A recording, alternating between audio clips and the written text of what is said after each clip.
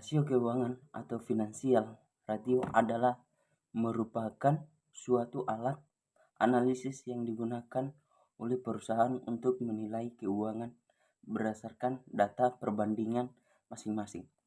Dan yang kedua, ada laporan perubahan laba bruto, yaitu laba kotor adalah selisih antara penjualan bersih dengan harga pokok penjualan laba kotor, disebut juga laba bruto.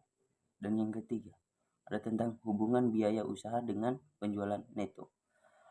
Analisis masing-masing pos biaya usaha dalam hubungan dengan volume penjualan bertujuan untuk mengetahui kemampuan manajemen dalam mengendalikan biaya sehubungan dengan perubahan volume penjualan.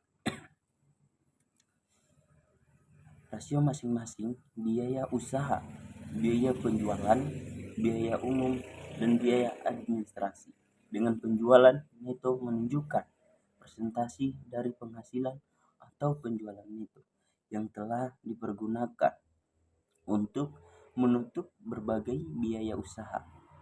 Ada yang keempat tentang konsep laporan keuangan.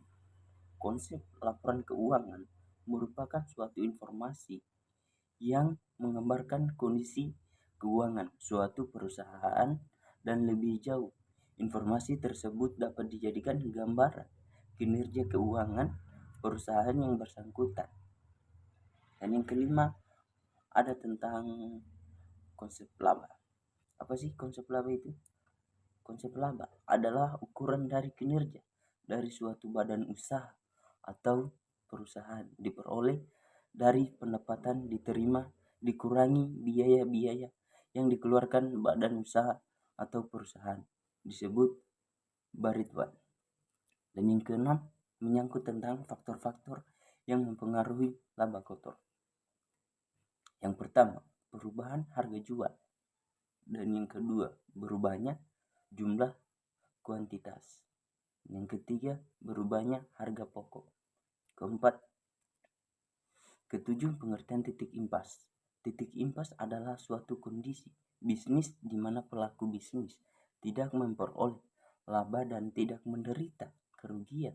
Secara akuntansi dapat dikatakan titik impas adalah margin kontribusi sama dengan biaya tetap.